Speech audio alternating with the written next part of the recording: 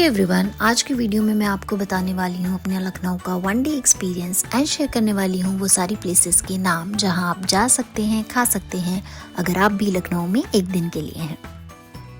ये है Lucknow railway station, जो देखने में बिल्कुल एक चेस बोर्ड की तरह लगता है। इतना सुंदर रेलवे स्टेशन तो मैंने पहली बार देखा था। होटल में अपना सामान रखने के बाद हम निकल गए फॉर फेमस शॉप रत्तीलाल्स।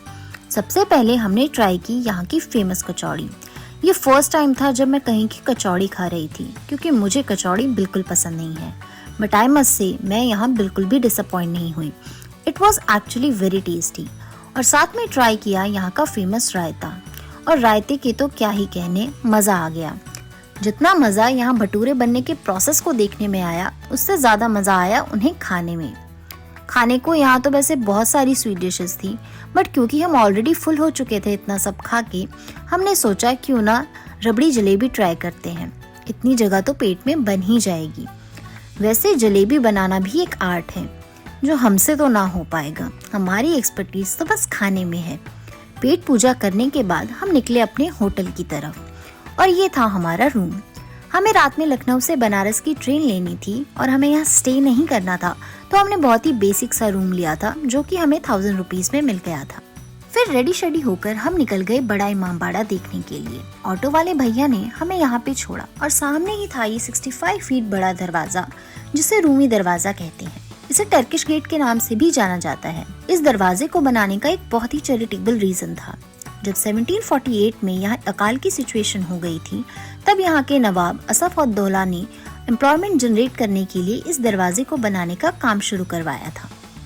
ये एरिया आपको काफी भीड़ भाड़ वाला दिखेगा। यहाँ से 5 मिनट की दूरी पर है बड़ा इमामबाड़ा। ये मुस्लिम कम्युनिटी के लोगों की वर्शिप के लिए एक बहुत ही खास जगह है। ये मॉन्यूमेंट वर्ल्ड का सबसे लार्जेस्ट स्ट्रक्चर है, जो बिना किसी बीम सपोर्ट के बनाया गया है, और इस मॉस्क को बनाने के लिए किसी भी वुड और मेटल का यूज नहीं किया गया है। हमने यहाँ पर एक टूर गाइड लिया था, जिसने हमें यहाँ की हिस्ट्री और बहुत सारी इंटरेस्टिंग फैक्ट्स के बारे में बताया। यहाँ का आर्किटेक्चर तो आपको अमेजिंग लगेगा ही, पर यहाँ की भूल भुलैया आपको और भी अमेज कर देगी। तो इस भूल भुलैया में मोर देन 1000 रास्ते हैं, जिसमें से कुछ ही रास्ते हैं जो कि सही हैं। भूल भुलैया में पहुँचते ही सबसे पहले आपको ये गैलरी नजर आएगी, जिसकी शुरुआत एक 330 फीट की लंबी सुरंग से होती है। यहाँ की खिड़कियों से नवाबों के सिपाही इमामबाड़ा और भूल भुलैया के मुख्य दरवाजे को देख सकते थे, लेकिन बाहर से अंदर कुछ भी नहीं दिखता था। और सबसे इंटरेस्टिंग बात, जिसे जानकर हमारे लिए यकीन कर पाना थोड़ा मुश्किल हो गया था, कि यहाँ की दीवारें उड़द की दाल, गुड़, गन्ने का रस, आटा, शहद, इन सबको मिलाकर बनाई गई थी। बिना गाइड के आपको भूल भुलैया से बाहर निकलना बड़ा मुश्किल लगेगा, तो बेटर होगा कि आप एक टूर गाइड लेकर जाएं। भूल भुलैया के बाद हम गए यहाँ की शाही बावली को देखने के लिए। अकाल के टाइम पर लोगों को पानी उपलब्ध करवाने के लिए इस बावली का निर्माण करवाया गया था। यहाँ का पानी इतना क्रिस्टल क्लियर हुआ करता था कि जब भी कोई व्यक्ति यहाँ एंटर करता था, तो उसकी रंगीन परछाई इस पानी में दिखाई दे जाती थी, जिससे सिपाहियों को पता चल जाता था कि वो कौन है। ये फोटोज लेने के लिए एक बहुत ही अच्छा स्पॉट है। पूरा इमामबाड़ा में आपको काफी भीड़ देखने को मिलेगी। यहाँ से निकलते निकलते हमें शाम हो गई थी, लेकिन शाम में भी यहाँ की लाइटिंग ने इस जगह को और खूबसूरत बना दिया था। बड़े इमामबाड़ा के बाद हम निकल गए छोटे इमामबाड़ा की तरफ। ये भी काफी खूबसूरत था। इसे नवाब मोहम्मद अली शाह ने शिया मुस्लिम्स के लिए बनवाया था। आज यहाँ उनका और उनके परिवार के अन्य सदस्यों का मकबरा है। छोटे इमामबाड़े में कई तरह की खूबसूरत मोम से बने हुए ताजिया भी हैं। यहाँ हाथी के दांत से बना हुआ ताजिया भी है, और जगह जगह पर कुरान शरीफ की कई आयतें लिखी हुई हैं। उसके बाद हम पहुंचे क्लॉक टावर देखने के लिए। हुसैनाबाद क्लॉक टावर इंडिया का सबसे हाईएस्ट क्लॉक टावर है। इसका आर्किटेक्चर भी देखने लायक है, जो कि लाइटिंग के साथ और भी बढ़िया लगता है। यहाँ पर हमने खाया ये हेल्दी सा स्प्राउट चाट, और फिर निकल गए हम अमीनाबाद मार्केट के लिए। मार्केट में हम सबसे पहले गए नेत्राम की फेमस शॉप, जहाँ पर हमने ट्राई की बेदमी पूरी थाली। यहाँ पर सारा खाना शुद्ध देसी घी में बनाया जाता है। यहाँ की चटनी तो हमें इतनी अच्छी लगी कि हमने घर के लिए भी पैक करवा ली, और प्राइसेस भी काफी रीजनेबल थे।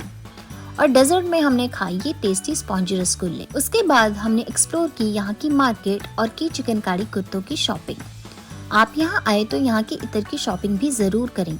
मैंने फर्स्ट टाइम यहाँ से इत्र खरीदा, and now I become a fan of it. It is really good. हमारे आसपास खाने का इतना सब कुछ दिख रहा था कि हम बस सब कुछ ट्राई करने में ही लगे थे। दो यहाँ के टुंडे कबाब फेमस हैं, पर हम थे वेजिटेरियन, तो हमने ट्राई की यहाँ की एक लोकल शॉप से वेज कबाब एंड साथ में वेज बिरयानी। बिरयानी खाकर तो इतना कुछ खास नहीं लगा, बट वेज कबाब काफी टेस्टी थे। फिर हम निकल गए प्रकाश की फेमस कुल्फी ट्राई करने। कुल्फी अच्छी थी, लेकिन ऐसा कुछ खास नहीं लगा। जैसे हमें दिल्ली में मिलती है वैसी ही वहाँ भी लगी। पर यहाँ हमें सीखने को मिला कि कुल्फी आइसक्रीम नहीं होती, कुल्फी कुल्फी होती है।